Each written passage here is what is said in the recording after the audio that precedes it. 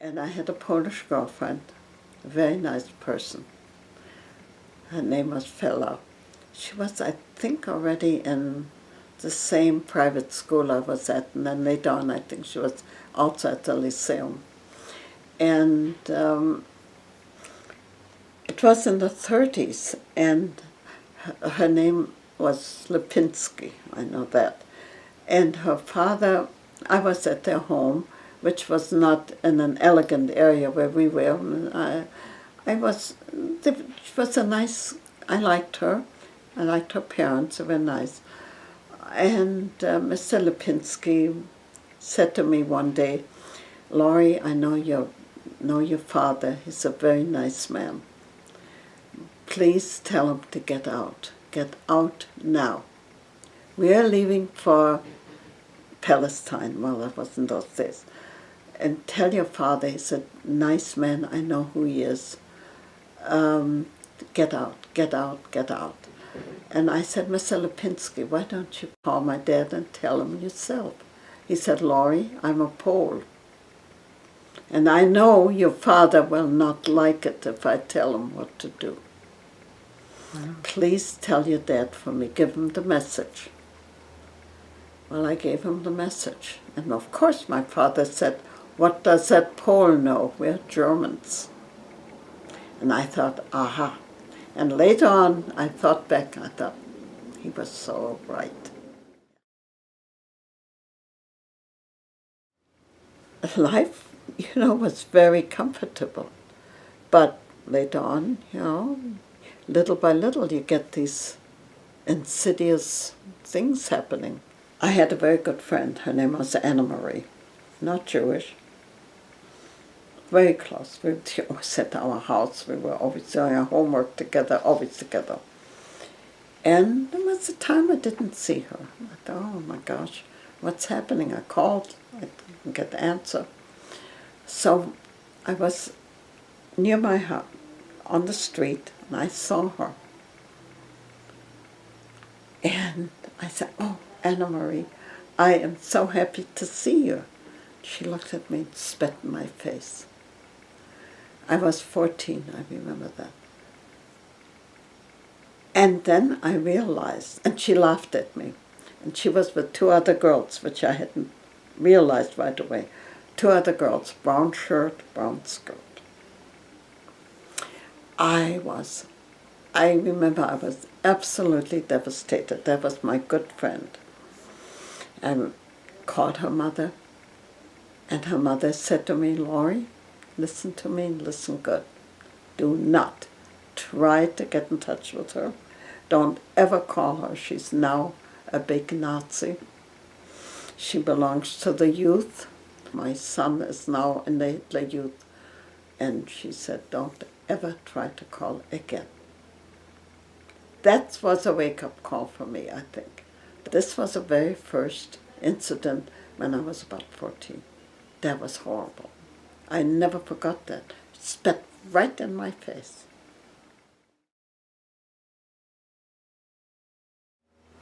She had gotten married, and my brothers didn't need her anymore. They were getting older. And I visited her. She lived in an apartment a little bit outside of town, one of those newer apartments. And I visited her 2 or 3 times, bringing her little gifts. And one day, I was there visiting her, and she said to me, she said, people in my apartment building are wondering, what is that little Jewish girl doing in your apartment? And I was probably 14 or 15. I knew exactly what she was telling me. And I remember I was so upset. I said, you'll never see me again, don't worry about it. And I walked out crying all the way home. I was so upset. I think I realized, without knowing, that that was the beginning of the end,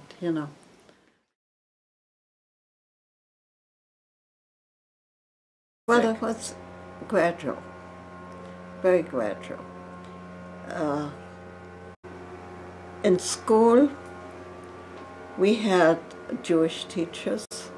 I remember one, and all of them, by the way, had to have doctorates in education in the Lyceum.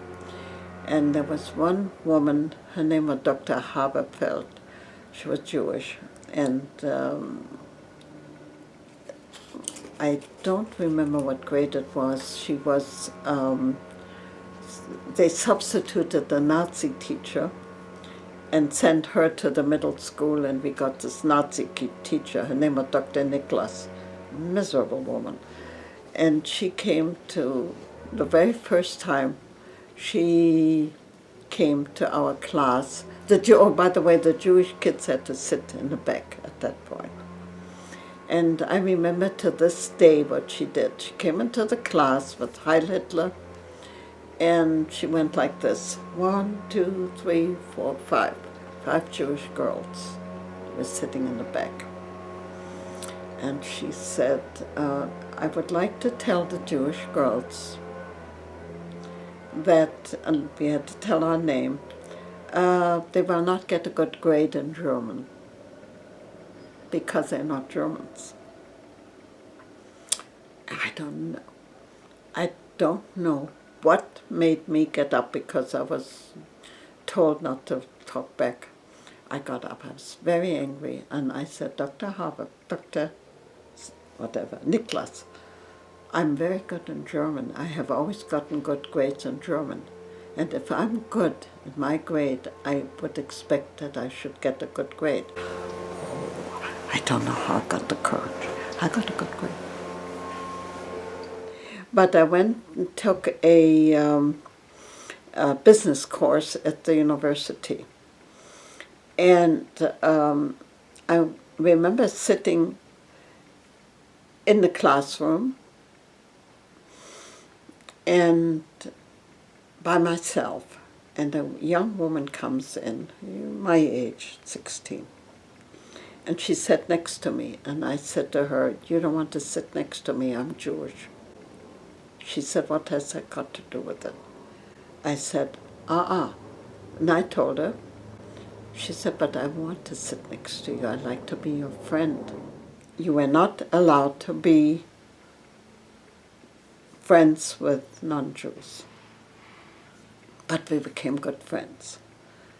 And I was stopped in the foyer of our building. This man said to me, who is that girl I saw you with? This man lived downstairs. He was a big Nazi, big. In your apartment? Big Nazi. I said, what are you talking about? I knew immediately what he was talking to. I said, I don't know what you're talking about. He said, you know perfectly well. I remember that to this day. He said, you know perfectly well what I'm talking about. I said, no, I don't. Well, he said, I can only tell you, if I ever see you again with her, there's going to be trouble.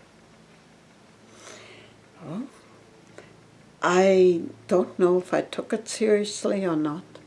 We saw each other. A couple of 3 weeks later, he saw me again, and he said, you did not follow my instructions. I said, I don't know what you're talking about. He said, oh, yes, you do. He said, now I will tell you something. If I ever see you with this girl again, not only will you be in trouble, but so will her family. So I knew I had to just break it up. And I called her. She said, no, that's not right. I'm your friend. I said, I know you're a friend, but I don't want you on my conscience. I remember that I said that to her. I cannot have that. We can't see each other anymore because he really meant it. And that was the end of it. And to this day, I'm sorry I didn't try to find her. Her name was Elspeth Küssner. And I don't know why I didn't try to find her, but I didn't. You know, I guess I forgot some of the incidents you try to forget. The youth group was our savior. There was no question about that. Because we all became very, very close.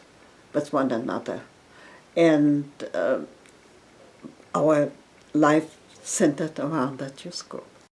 We were always together, and we were very, very closely in that group, and that saved us.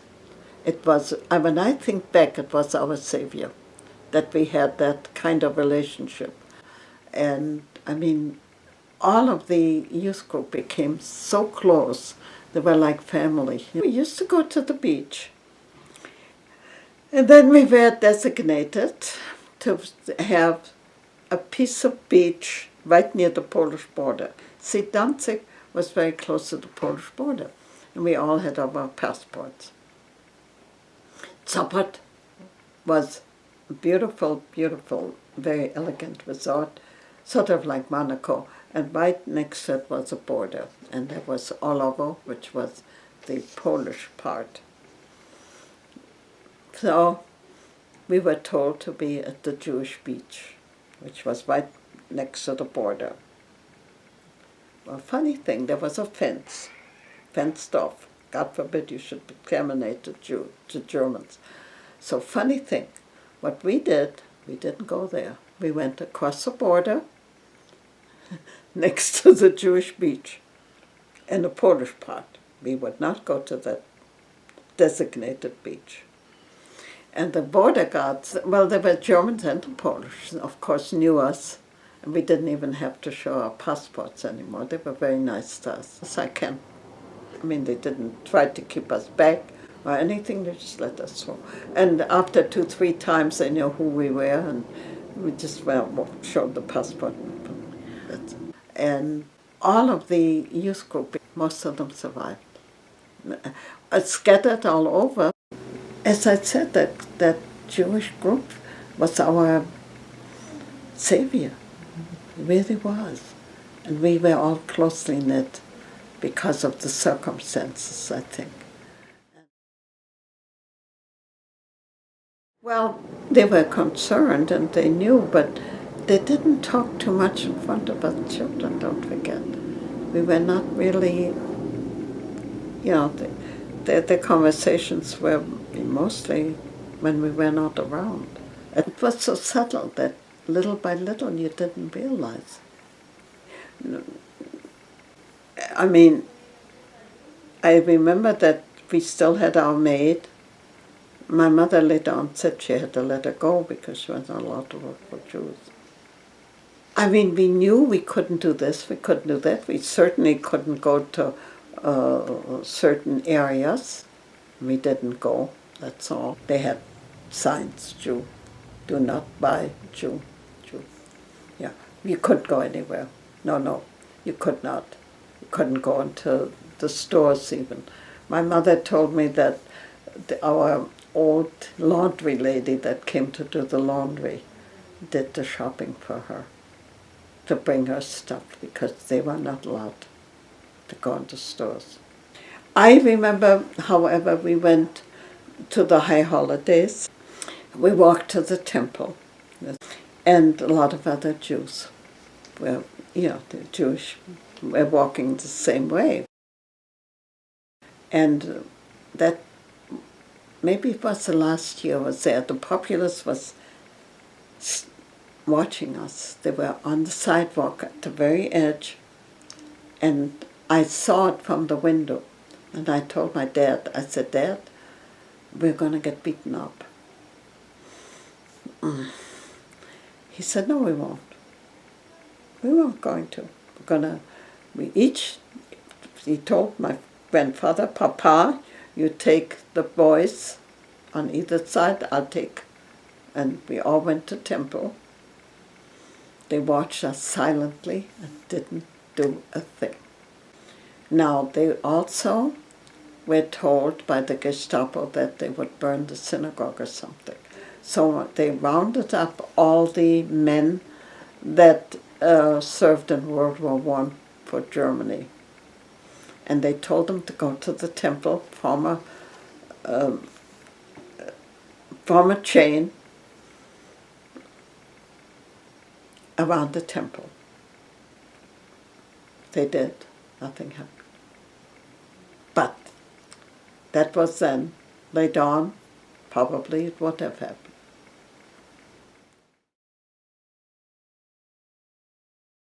My father was a very honest man, and he was very highly thought of everywhere. There was one incident that tells you about my father, how they were regarding him. He was called before the Gestapo, and that was in 1937 or so. And that was a very, very, very serious situation. Most of the people never were seen again. And my father was taken to the police department, and he told us he went through a maze of rooms and hallways, and he thought that was it, you know. And he came in front of a desk, and some man was sitting behind the desk.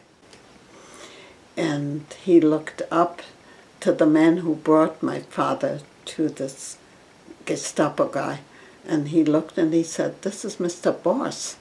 Why did you arrest him?" And he gave some kind of answer. And the man said, "I know Mr. Boss, you better let him go." That was, I think after that my father realized it was time to get out. Brother Walter and Peter went to England on a children's transport. Walter was 15, and Peter, he was a little over 13 after his bar mitzvah. He knew that was for Joint Distribution Committee in Hayes. They arranged it. And we had the list of children that could go from, don't forget I was working at the Federation at the time. It must have been horrible for my parents. I can only imagine how terrible. And they got out and they were assigned to families.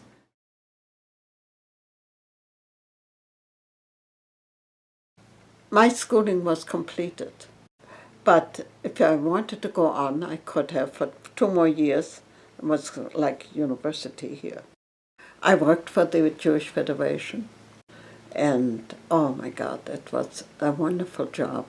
The boss was belonged, well, he was kind of overseeing our youth group, and of course everybody knew each other, and the woman that used to work there told my mother they needed somebody.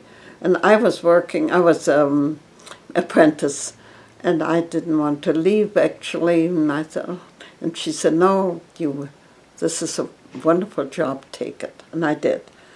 And it was a wonderful job, but a very difficult job because we had a lot of people come to the temple in dire straits or whatever.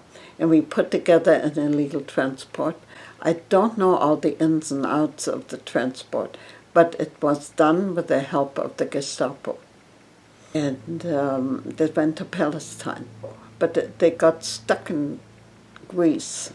And Gestapo came to our office. The home of the agent was next door, and they called and said, "We'd like for you to know Uncle Sam was visiting us." Well, that was Gestapo. And my boss, he was maybe 10 years older than I, maybe not even, about 10 years, was a dear friend. And he had a German citizenship. We had the Danzig citizenship, which was better. He had a German citizenship. And he said, "Laurie, I'm going to ask you, you don't have to do it, but I have a letter, and that's going to be incriminating.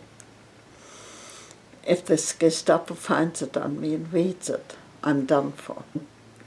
I was going to mail it in a Polish post office. If you want to do that now before they come, you don't have to, but to me it was an adventure. It was not something that you think of consequences. So I went down, and it was maybe 10 minutes walking fast. I remember looking behind me. And I threw the letter in the Polish post office to the mailbox and came back. Gestapo was there. How come you're late? Germans are not late. If you are supposed to start your work at 8 o'clock, you're there on the dot. I said, oh, I'm sorry.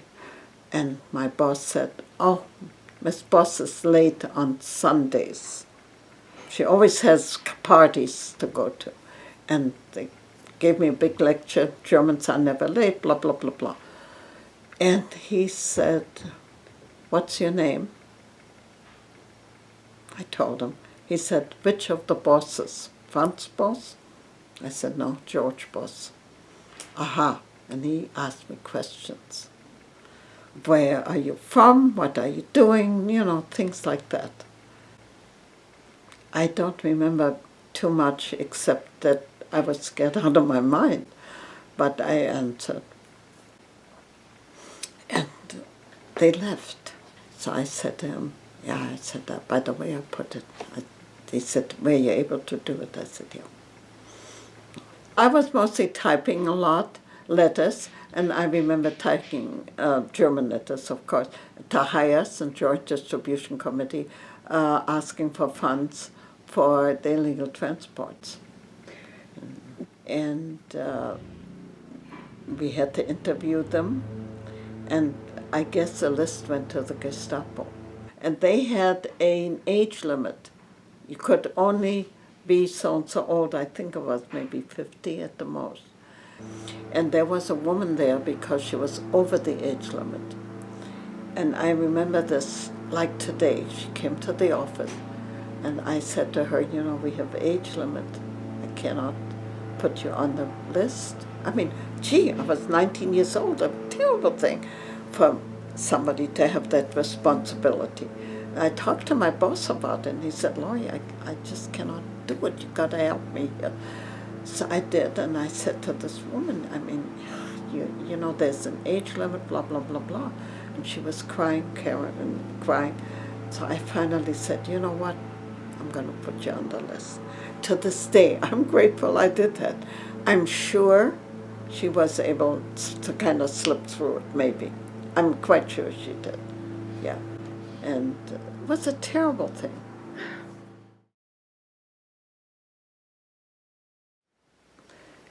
I know we realized how bad it was. We knew of the concentration camps. We knew about that.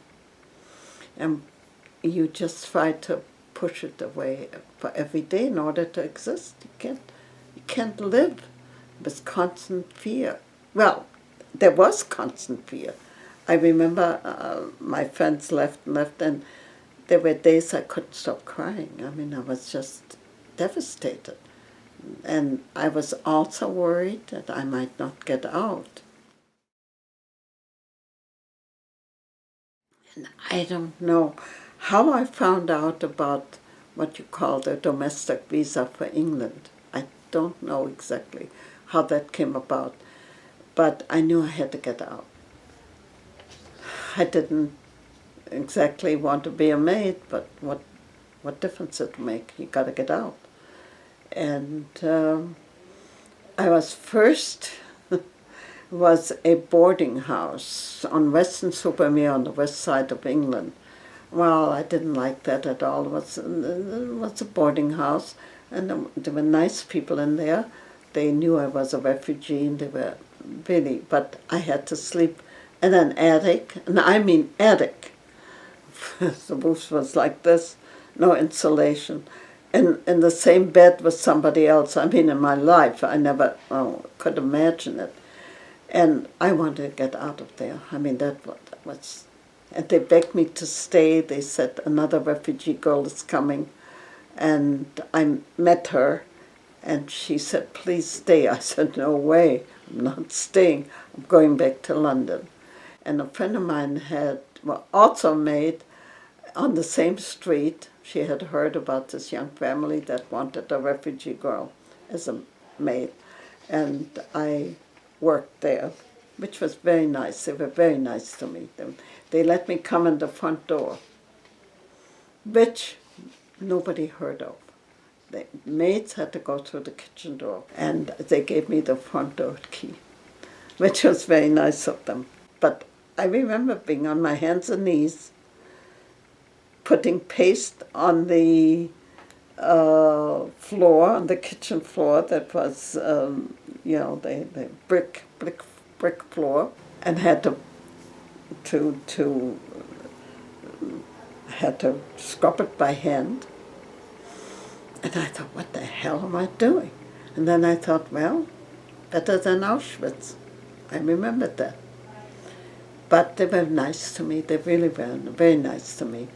And on my day off, I met other refugee girls. There was a friend of mine. She was, two doors down. And other friends were in England. My very dearest friend was also in England. That was Ellie. That was from Danzig. We called each other the twins. They all called us the twins. And she was also a maid. She was in a fancier place.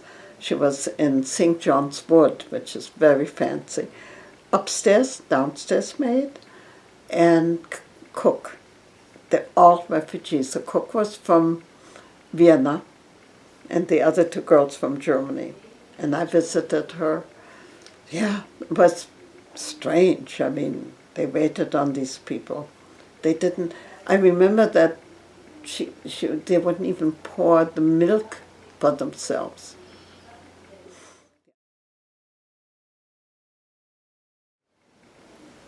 And I was burglarized. I mean, this place was burglarized. And I had very nice jewelry. Every bit of it was taken. And I remember the guy from Lloyd's of London, the adjuster, came. And I wouldn't tell him that I had a lot of nice jewelry because we were not allowed to take anything out. Now, you talk about brainwashing. I realized later on what brainwashing really is. You don't realize it. So subtle. I would not tell him what I had. And I remember the woman saying, the woman I worked for, she said she had beautiful jewelry. She had a beautiful this brooch and cameo, blah, blah, blah. I wouldn't tell him. And he said, but this is not Germany. Please, the adjuster, pleading with me. I said, no. And the same thing happened. I was walking with my cousin. They were in England. They were doing very well. And I saw a bunch of young people coming toward me, young men. Bunch, 3, 4, 5. And I walked on the other side. Okay. Second time it happened again. And I started walking on and my cousin said to me, what are you doing? I said, well, she said, Laurie, you are in England. Nothing's going to happen. And I think then I realized I was brainwashed. Mm-hmm. She said, but you're in England. Nothing's going to happen.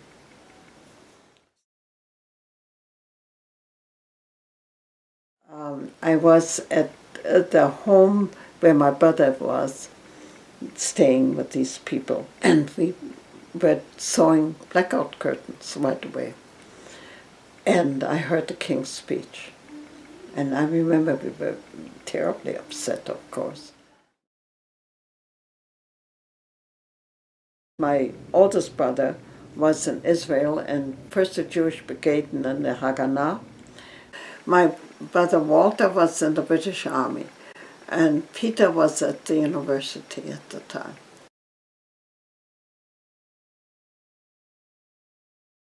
The secretary had promised it to my father. He had said to him, look, I will get Laurie out. I can get her out, but she has to be patient. I can't get the visa right away. And the visa didn't arrive and didn't arrive. And I thought at the time, well, if I can't get out, at least I'm in England. And my cousins were doing very well in England. I had friends, so it was such a terrible thing. I thought, well, worst comes to worst, I'll stay here. But then the visa came through, and I was just at the nick of time. War had already been declared. I was booked on a Dutch boat through the Bloomsbury House in London, which was a Jewish agency. And the Dutch ship was immediately cancelled. That passage was cancelled. And the ship was sent by the Canadian government to pick up the survivors of the Athenia, which was bombed by the German U-boats. That was torpedoed. And the survivors were on this ship that they were all Canadian, that the Canadian government sent. And it went to Montreal. It docked in Montreal. In Montreal, the Jewish agencies have gotten in touch with the Jewish agencies in Montreal. And they picked us up from the ship, put us in limousines, please, with chauffeurs, chauffeured us around Montreal, was from the Jewish temple, I think, or agency. They gave us lunch at the temple. It was, I think, a Reformed temple, and put us on a train to America that same day. And the train went through Albany, New York, where we immigrated.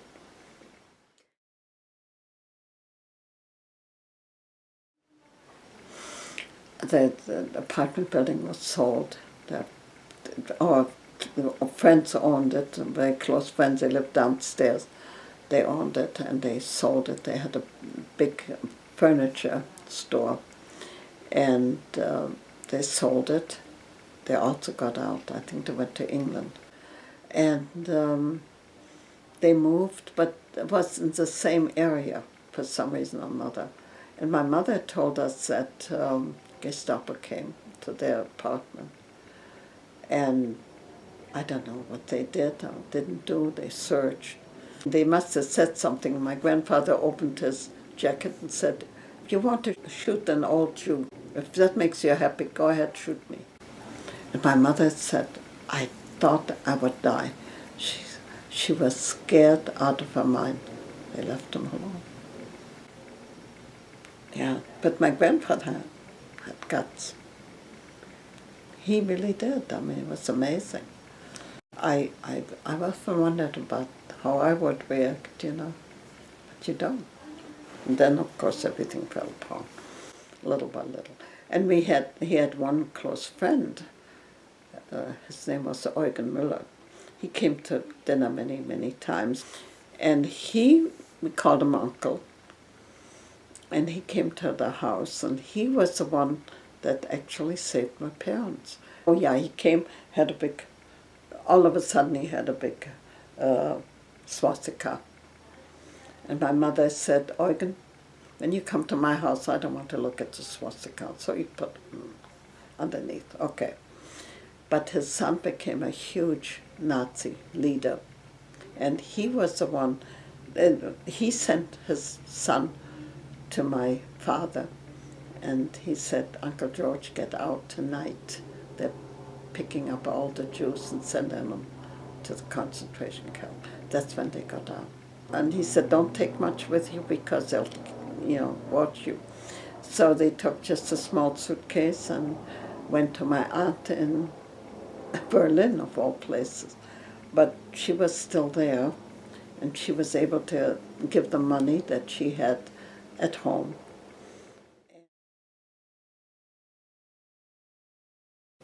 And he had to be left behind because he couldn't, he was already around 90, I think, and they put him in the home for the aged. And I got a telegram here that he had pneumonia and died, fortunately. Was buried, well, the reason I know that is because he was buried in a Jewish cemetery. That's what the wire said. So I knew that he died a natural death. 6 weeks later, the home was taken into cattle cars. So I was always grateful, yeah. And they bought into illegal transport that's supposed to have gone to East Palestine. But there was a Greek ship owner, and he had no intention of going through the British blockade and he dumped them in Benghazi. And from there on, they were arrested, and they were put in camps, and then they shipped them to Italy because the Rommel forces were in, North Africa. They shipped them to Italy, and they were in a camp, and they put the refugees in different areas, and they had to go to the police every day to tell them where they were, which was okay. The Italians didn't do anything. And my parents were in Faramonte, and I think it was in the south of Italy. We were able to write, but during the war we couldn't. Mm-hmm. I didn't know where they were. Yeah.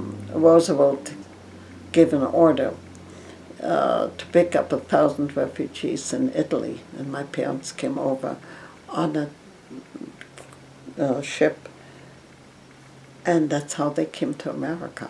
Well, they were put in a camp in Oswego, New York, and they were supposed to go back in a year. They had to learn English, the theater. They were safe, at least. And then later on, the agencies vouched for them, Hires, Joint, and B'nai B'rith, I think, all of them. They got visas and stayed, Finally, I got through the Red Cross. They got in touch with me. And I went to Oswego, and they were in the camp, and it was an army camp. And it was very sparsely furnished, but they were here. And I stayed there for about 3 weeks to visit them. And during the visit, when I was there, Mrs. Roosevelt came with Mrs. Morgenthau to visit the camp. And she didn't like the way the conditions. She thought it should be more homey. And my mother was asked to wait on Mrs. Roosevelt for the lunch, and she was so excited. Yeah. And I tell you, Mrs. Roosevelt came, a fashion, you could not call her a fashion icon. And she had a black dress on, I remember. And I remember the refugees were better dressed than she was. Yeah, but she was a wonderful woman. Anyhow, they dissolved the camps and they became citizens. I guess we're very fortunate.